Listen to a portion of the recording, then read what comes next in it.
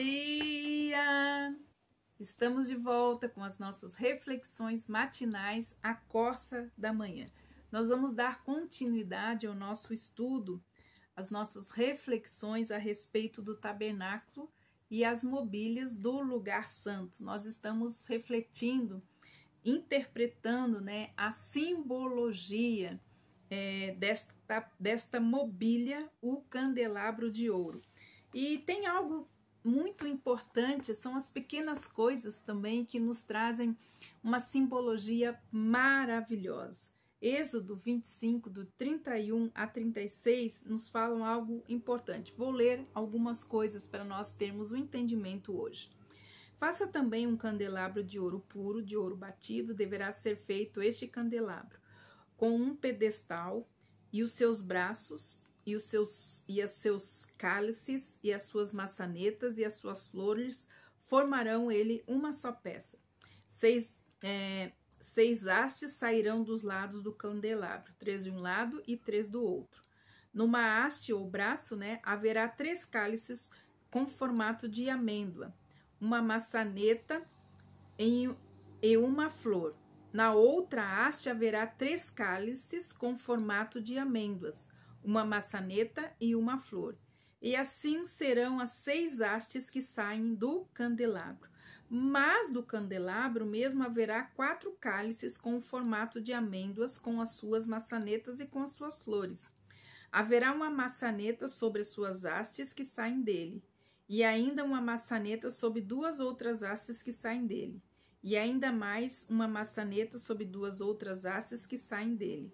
Assim se fará com os 6 braços ou as 6 hastes que saem do candelabro. As suas maçanetas e hastes do candelabro formarão uma só peça com o mesmo. Tudo terá uma só peça, obra batida de ouro puro.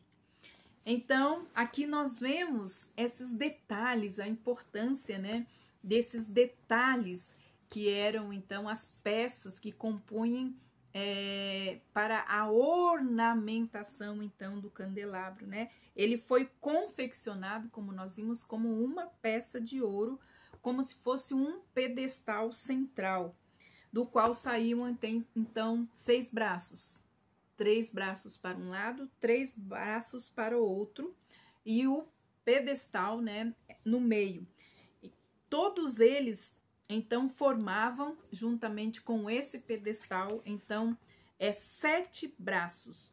E 7 lâmpadas foram colocadas, como nós vimos já no devocional anterior, que queimavam, então, permanentemente diante do Senhor.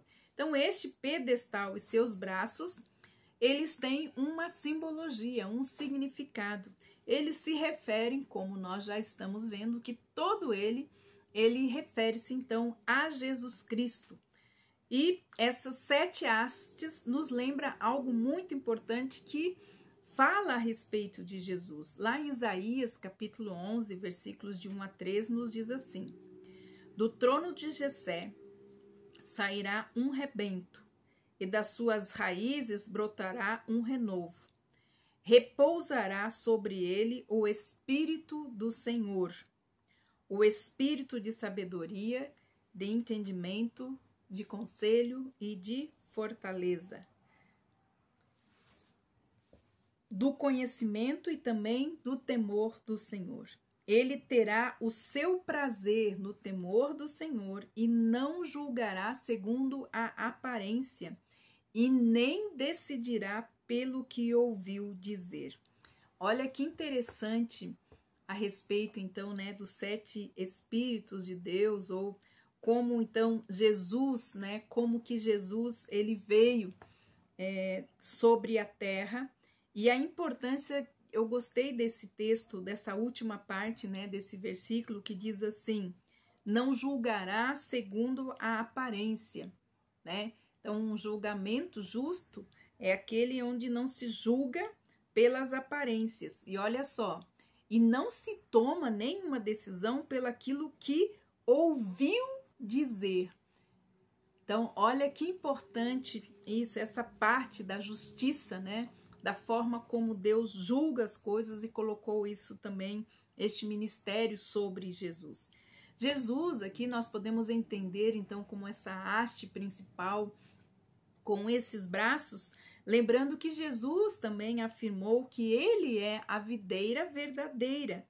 Então ele era este pedestal. E fala também que ele é a videira verdadeira e nós somos os ramos, ou seja, os braços, isto é, a igreja. João 15,5 nos fala a respeito disso, ou seja, assim como os braços são sustentados pelo pedestal, os ramos também são sustentados, então, pela videira, por permanecerem, então, na videira que é Jesus. Assim, a igreja, através da sua união sobrenatural com Cristo, deve permanecer nele, a cabeça de todas as coisas. Assim como os braços também se originam do lado do candelabro e Eva se originou do lado de Adão, a igreja se originou do lado perfurado de Cristo, como nós vimos lá em João 19:34, que nos diz assim: mas um dos soldados lhe abriu o lado com uma lança, e logo saiu sangue e água.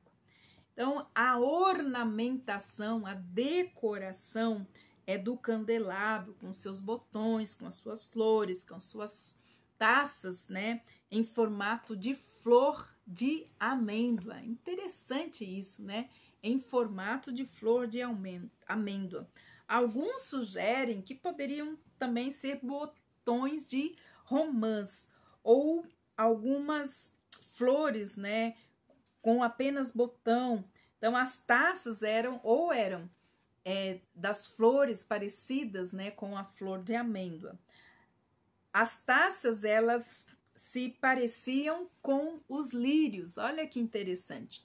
Se nós aprendemos ou prestarmos atenção, então, na terminologia utilizada com relação a essa ornamentação do candelabro, nós vamos perceber claramente a semelhança com a linguagem utilizada, então, na descrição da vara de Arão que floresceu. Vimos que a vara de Arão brotou e floresceu e produziu o fruto do que? Da amêndoa, porque era uma vara de amendoeira. A amendoeira, ele é um símbolo da ressurreição. Como este foi o fruto, então, que brotou da vara de Arão, podemos ver claramente que Cristo é tipificado, então, nesta vara que floresceu, uma flor de amêndoa, que é o símbolo, então, da ressurreição. O botão, né, do candelabro, ou o broto do candelabro, representa, então, o Deus Pai, que é o começo ou a origem de todas as coisas. A flor já representa o Filho de Deus, que foi esmagado como uma flor, então exalando o bom perfume. A taça, em formato de amêndoa, representa então o Espírito enviado pelo Pai, para que então o povo possa produzir frutos. Temos assim então nesta peça única, com todos os seus ornamentos, podemos ver a simbologia, podemos ver a plenitude da divindade formando então essa tríplice unidade: Pai, Filho e Espírito Santo. A amendoeira, só para a gente fechar, a amendoeira é a primeira árvore a brotar então na Palestina. A cada ano ela então traz uma mensagem, a mensagem da vida vencendo a morte. E que seja assim, que o Senhor Jesus, que é a luz da nossa vida, nos dê vida, vida eterna, e nos dê vida nesta terra em abundância. Que o Senhor abençoe você e até amanhã com as nossas reflexões matinais à coça da manhã.